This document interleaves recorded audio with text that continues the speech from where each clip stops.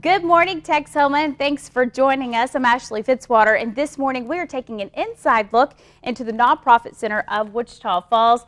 Joining me now is the Executive Director, Stuart Harvey, and we just first of all want to say welcome this morning. Ashley, thank you for having us back. It's always a pleasure to be here at Channel 6. Absolutely. We're excited to talk about all the things you guys have going on. There is a lot coming up. Now, if you serve on a board, you're going to want to stay tuned because there is a big thing, Wichita Falls on board. How it's not only going to help you, but those you work with, those you're helping to serve, maybe your business. So lots of different things coming up. But first, we want to talk about the Nonprofit Center of Wichita Falls and really what it does, because there's so many things you guys are involved in. People just may not realize what you do every day. You know, the last thing that we want to be, Ashley, is the best kept secret. Our mission is to promote the advancement of nonprofit organizations and the community, which is a broader umbrella, through training and resources. So that gives us a lot of latitude in how we serve our community. You'll keep hearing me say the word serve because that's at the very core of what we do. If it were not for our nonprofits, we wouldn't have a reason to exist. So we look at opportunities to be good servants and good servant leaders for our nonprofits. The Nonprofit Center was formed back in, actually it was before 1991. And there's some very special people, Carol Wagner and Sandra Heffington, back in the early 80s, that really kind of helped start that movement because there was a recognition in Wichita Falls of, hey, we've got nonprofits that do great work, but who's cultivating them? Who's educating them? Who's taking care of them? So what they did was they kind of started this and planted this seed that grew. And in 1991, there was a three-year grant from the Meadows Foundation. And that provided us to exist. And we were a program of the United Way, but there was Levi Strauss was involved, Zales was involved, Midwestern State University was involved, a whole group of folks that said, hey, let's pull together all of our professional resources and let's bring those to bear. In 2001, we were able to step out on our own and to become our own public charity, a 501c3 recognized by the Internal Revenue Service. Lots of qualifications that you have to meet in order to be recognized at that. But what that did, it allowed us to fundraise on our own, to have a governing board, and to be able to model all those things that we're teaching and that we're bringing to our constituents and our clients. So it's really been an amazing iterative existence from the early 80s until today. And one of the things I think is amazing is when you benchmark technology through there, because back when we were first formed, we didn't have email, we didn't have cell phones, we didn't have, we had fax machines, we had the printed paper, we had things, but it required people to be there in-person presence. Today, there's so much available online, and it really is something that we have to retool ourselves to capture that and to leverage it in the way that we serve our nonprofits. And I guess the people as well, correct? Because now that's how the nonprofits are having to reach out to those. Everybody now is turning to technology. Yeah, you look Facebook and Twitter and all of the e-technology, commerce, communication tools that are out there. It provides another venue and way that they can tell their story and get their mission out there. It's also very complicating, and it's requiring more and more of our board members every day, which is another great reason why we have On Board Wichita Falls. Absolutely, and that's going to be coming up. You're wanting people to go ahead and start signing up. We're going to talk about what that is, but maybe in a sentence or two, can you tell us the purpose behind On Board, and who is this for? On Board is for anybody that has a heart and a passion to serve a nonprofit in a leadership role. Either they are in an existing role at that nonprofit or they hope to be. The reason that we started the program is because we recognize that there is a tide of those individuals who recognize, hey, we have to give. That was part of their upgrading. That greatest generation and the upper end of the baby boomers, they're starting to retire out and they're looking to hand the baton off. If we don't give our board members the right tools, we're setting them up for failure. We want to set them up for success. I've talked to a lot of people and it's like you want to help, you want to get involved, but you don't feel like you're qualified maybe, or you don't know what to do, or maybe you feel overwhelmed if you do join a board and you just sit there and you're quiet and no one wants to say anything or the wrong thing. But that's what these tools are, correct? Absolutely. And at the heart of it all, we're trying to change the model and the paradigm for board service. We want people to know that, you know what, if you don't know something, it's okay. Probably most of the folks around the table don't know along with you. But we don't want anybody to be afraid to ask, to raise their hand and say, explain this to me, or tell me why this makes sense. We want to cultivate a culture of inquiry where it's not only okay to ask a question, it should be expected. That's part of good governance. Absolutely. Some of the other things that you offer, of course, to our community is job listing, nonprofit job listing, if people are looking maybe for a permanent role. Absolutely. We do that through our website, www.nonprofitcenterwf.org. You can go there. It has a listing of all of our trainings and workshops that we have listed, and we'll talk about some of those in just a little bit. It also has that job posting section, has a list of all of our center partners, those individual organizations who want to be a part of us. They get discounts at our programs. They're able to check out equipment like laptops, LCD projectors, screens for free. Wow. You know, which otherwise if they would have to purchase, that's a real hit to a bottom line. Over 90% of nonprofits that exist operate on budgets of $100,000 or less. So every dollar counts. We're looking for ways for them to maximize those dollars. So can you tell me, I guess, how does this work with the Nonprofit Center? You're looking out for nonprofits. Or is there a number that you kind of oversee? How do they get involved with you?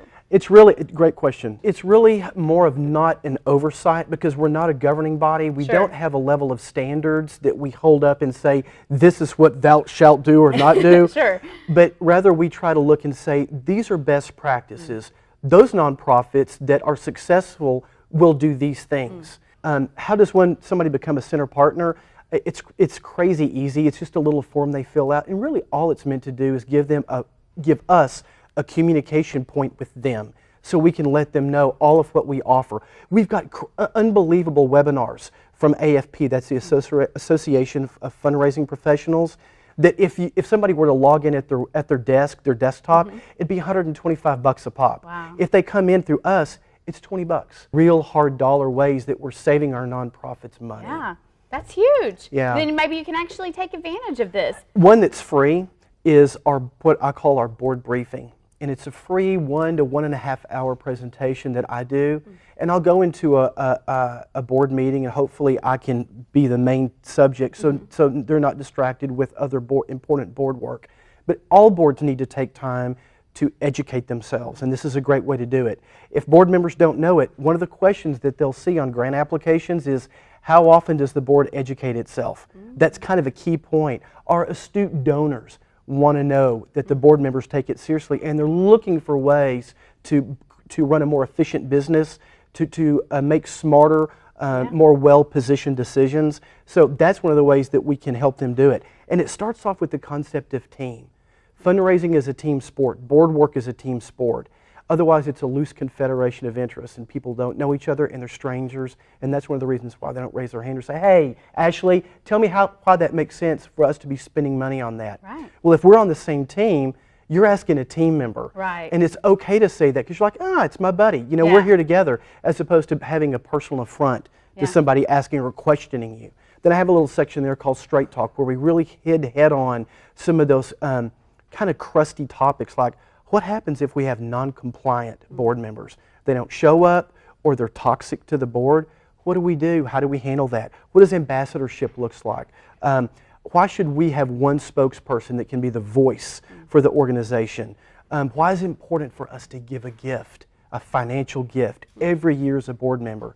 And then we talk a little bit about storytelling, fundraising. One of the traps that we as nonprofits get into, and that's all of us as nonprofits, we're no exception, is that we rely too much on the continuity of funding streams. Those funding parties could change or shift at any given time.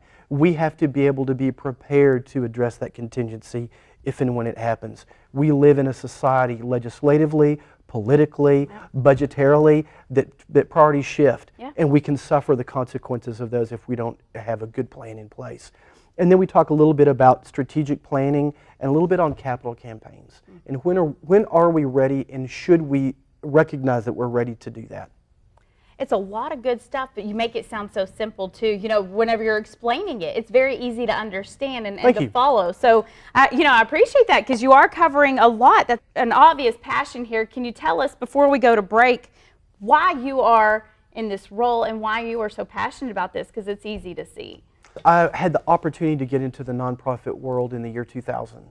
And I've had a progression at different points around the geography of our country, from Virginia to southeastern Louisiana to Montana, and then back here home to Texas. For me, and I'm a firm believer in my faith, and God opened the doors for me to be here. And there's a specific reason for me to be able to come back home, and I think it's so I can come back home and serve. And I think He aligned my ability points to serve with those that are in need, and I see the fruition of that every day. That's awesome. Again, we appreciate you being here this morning. We're Thank you. excited to continue to learn much more about the Nonprofit Center in Texoma, how you can take advantage of these things. Again, little to no cost. You can't beat that. Stick around. We'll be right back with much more.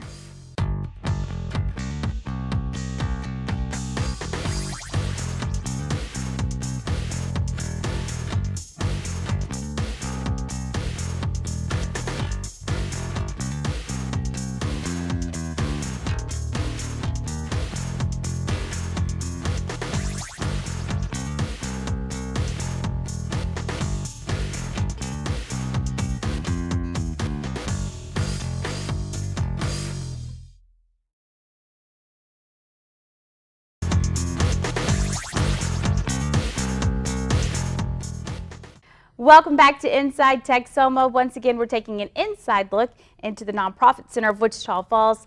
Stuart Harvey is joining us, Executive Director. Yes, ma'am. And we have been learning a lot about what you guys do, and it's really impressive to see, how so many different areas and so many people in the community, I think, can benefit from the Nonprofit Center. Absolutely. One of the things that we know whenever it comes to nonprofits, they maybe do different fundraising things, or maybe it's grants. That's how they receive their funding. But when it comes to the Nonprofit Center, how do you receive your funding? Our mission is something that's kind of hard to get your arms around. We're not taking care of kids or kittens or our elderly members. It's something that's governance. Yeah. It's just kind of hard to hug. But the people that get that are our institutional grant makers, our foundations in the community. And let me tell you something, they are at the table in a big way to keep the Nonprofit Center going, because they look at it just as we do. It's a symbiotic relationship. We are here to help them maximize the dollars they give through their grants to the nonprofit. So the Pretty Foundation, Bryant Edwards, Bridwell, Fane, McCullough, just to name a few, and our good friends over at the Wichita Falls Area Community Foundation, they all realize the need for the Nonprofit Center to exist and why it's so important to have this resource in Texoma. And our service area isn't just Wichita Falls, actually. It goes up 65, 70 miles around Wichita Falls, so that takes us into Altus and Lawton and Duncan, and it kind of gerrymanders down around Graham, and we'll go over to Decatur and go over to Vernon and Electra. So wherever we can serve, we're looking for opportunities to do that. But if it weren't for our institutional grant makers, we wouldn't be able to exist. What we charge for our programs is nominal. If we were to charge rack rate, and be competitive on a lot of different levels with the national consulting groups, that's the kind of money that most of our local nonprofits can't afford when they most desperately need the education, the engagement. And I think one of the things that we sell or provide is hope. There's so many nonprofit board members that are like, what do I do? We're in a pickle. You know what? Everybody's in a pickle at some point. But there's hope. There's always a way to work through that in a positive way. Making decisions from a servant leader perspective gives us great outcomes. And if it's not a good decision, it's the most workable one. As board members, it's not just the decisions that we make today, but it's how do I curate and take care of the seat I'm sitting in for the person who's going to be in there after me. What do I do that's good governance, good decision making, good sound judgment, and good long visioning, so that my seat is ready and prepared and better than when I got it, when I hand it off to the person that's going to succeed me. And you're going to learn all of this and how to be a great board member. Maybe if you are not, but like you said, you want to be. Yes. This is where Wichita Falls On Board comes into play. Can you tell us about this? I know our news director went through this, and it's just such a great program, so tell us all about this. On Board Wichita Falls is an outgrowth from a wonderful partnership with one of our close organizations and good friends, the Nonprofit Management Center of the Permian Basin, which is in Midland. And Laurie Johnson, the executive director there, one of my team members, Marla Malone, we went down there to find out, what are you doing? We want to do some strategic learning to find out what should we be doing if we're not, and what are you doing that's great that we can replicate. So we found out that they've got this great program. They've been doing it for 6 years. We brought that back to our board. Our board said, this is wonderful. So we took it to the Prudy Foundation. And goodness gracious, if they weren't gracious enough to provide the funding so that we could acquire the program, bring it here, and make it our own. The program was created to stem that tide of outgoing board members who are educated, engaged, so that we can provide that engagement and education to the ones that are stepping in, that are reaching out to hand off and grab that baton so that they can feel good about when they go sit in that chair. Yeah. How much is this costing, and when is this going to be taking place? So this is going to be our 4th semester. We do it twice a year. Anybody is eligible. Anybody that has a care or a passion for a nonprofit, they don't have to be sitting on a board right now in order to go through the program. They can be hopeful, and part of this program is to place them. Sure. The application kind of is that checklist of where are your heart passion points, so we can try to match those up. And we've had some great success stories in that matching process. But the cost, right now the cost is and has been zero. And I say zero in terms of financial recognition dollars. Now, if somebody wants to write a nice fat check with lots of zeros on the end of it, right? I'm not going to say no. But all we ask of them is to match us with the investment of their time, with being 100% attendance, with making the program referenceable after they graduate and leave, and to give us a chance to carry our mission and our program out to others who are wanting it. Absolutely. And I understand really the tuition for each participant is $450. Again, it's waived, but I mean, that's just telling you how much is poured into this and really what you're getting out of this. We're going to talk much more about Wichita Falls on Board, kind of the specifics, the program goals, some of the different sessions that you could be seeing to see if this is a fit for you and maybe your board. So stick around, Texoma. We'll be right back with much more.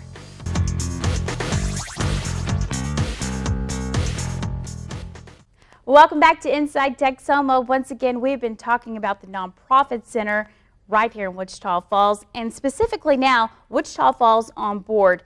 Stuart, it is just 4 days away. It's going to be kicking off actually later on this week. So yes, ma'am. You have some open seats. It's filling up, and there's only room for 24. That's right. And the reason for 24, somebody would say, that's a little low number. Well, it's highly group interactive. It's individual interactive, and we felt like that's the right number. That's kind of the key number for our class size. But we always want to make sure that we have opportunities for those who are looking to participate, to get engaged. And, from an employer's, because really we're asking for their investment of time, right, the participant, but 9 times out of 10, it's the employer's investment too. What a great way for a business owner, an industry leader to say, I care so much about my community and I want my key people, every member of my team, to be able to participate and give back. This is a keystone way to do that. It engages the folks, it trains them, so when somebody goes through on board and they go sit on a board after we've done that match process and find those passion points for them, what a great way for someone to say, yeah, Pratt & Whitney was one of the ones, because we've had folks go through from there. So it's just a great way for an employer to give back in a methodical, very thoughtful way, and really reap a lot of benefits on referenceability and being known for giving back. Absolutely, because it is a bit of time. A lot of people may work 9 to 5. It's 9 to noon. There's 8 different sessions. Again, it kicks off the 20th of this month. The first thing you're hitting, it says leadership and your style. Why is that the best thing to kick this off with? Because every board member has the capacity to be a leader. They don't have to be the board chair or the president or the secretary or the vice chair to be a leader. They can be somebody who is engaged and concerned and is there for a specific reason. But we want to give them the ability to understand, what are my strengths? How can I be a leader? What does good leadership look like? And how do I assess myself? So that first session is kind of concentric around those points. How do I identify what kind of leader I am? How can I be a leader in different scenarios and different roles and lead in a different style? Yeah. So that's what that first session's about. And then I know another one is servant leadership. Can you talk a little bit about that? Yeah, servant leadership to me is at the very core, especially of a public charity. We're there for others, not of ourselves.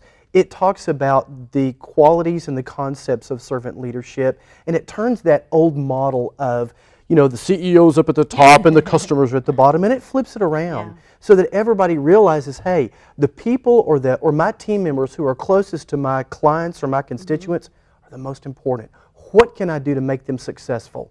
So we look at that in a very concerted method, and then we also talk about and juxtapose that against individuals who are self-serving, or what are self-serving styles and what do they look like, so that we can make that difference and talk about it. And then if you look ahead, it's called Good Board Leadership 1 and 2. Does this come down to really what you need to know whenever it comes to being on a board?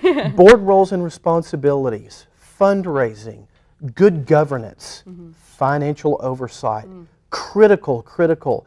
So many board members actually will go sit at the table and they get the financial reports and they cannot read them. And they're too embarrassed to stick their hand up and say, can somebody help me work through this? When that's one of the core things that they're responsible for. They got to watch the flow of money from the way it comes in to the way it goes out. Nonprofit Showcase, you said that is such a fun night. It is. It's all about connectivity too. So what we do is we invite our nonprofits in the community, and I say the community is our service area. Yeah. Anybody can come so that wants to. Wichita Falls. That's right, all the way around. But it's a place where people can come in, they set up their stuff, they talk about their mission, and they're looking for resonance between their mission and the potential board members. So who attends?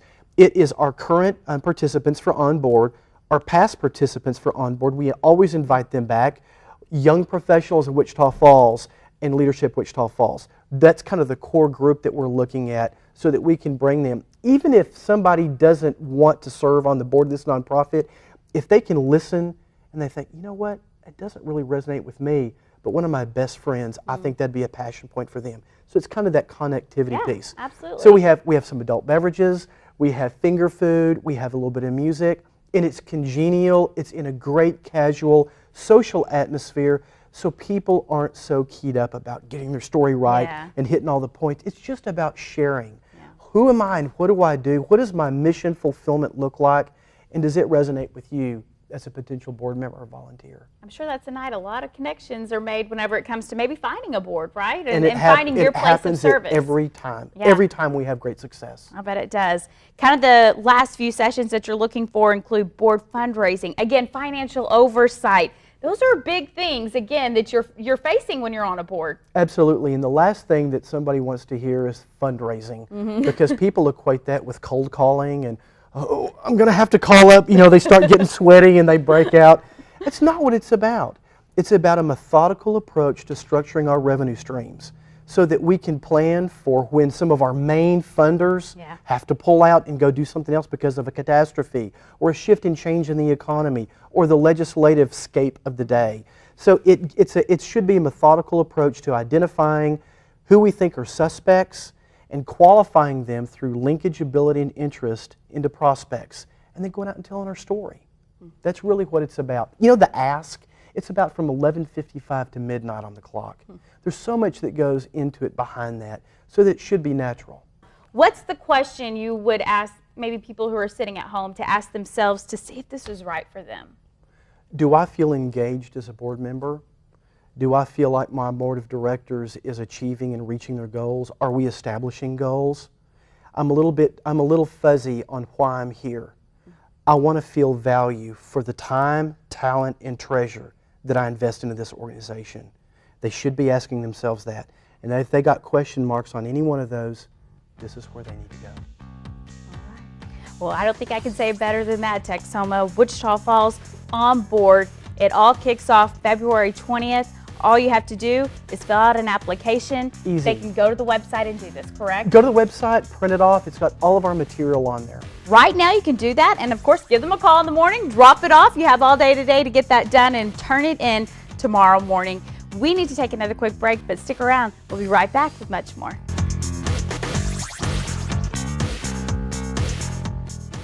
Welcome back to Inside Texoma. Once again, we're taking an inside look into the Nonprofit Center in Wichita Falls. There are so many programs, Stuart, that you guys offer to our community, to the nonprofits. There is a program planning and budget workshop coming up February 26th. I want to real quickly hit on this. Can you tell us who is this for and a little bit about it? It's for anybody that's going to write a grant And the workshop is designed to help them identify their program, to get it written down in a cohesive manner, and to wrap a budget around that. When we go write grants and give them to our grant makers, they want to see something cohesive and that makes sense and that's well thought through. This is how we serve in what's called our convener role, to bring in good qualified individuals and link them up to our nonprofits that have the need. And that's going to be from 9 to noon. Yes, ma'am. And if you'd like more information, I'm sure you can find it on your website as well. Absolutely, or call the Nonprofit Center. We'll explain it and get you signed up. There are a lot of other Keystone programs, though. Some of them you may have heard about Texoma and not made the connection. Can you tell us what some of those are? Teens Make a Difference is Yeah. one of our huge ones, and it's about, if you're not familiar with it, Teens Make a Difference is designed to attract and retain our teens, give them a taste of what it's like to give back, and to cultivate them to be the givers and the volunteers and the doers of tomorrow. Another one, great partnership point with our good friends from the Pretty Foundation, is the Nonprofit Management Institute.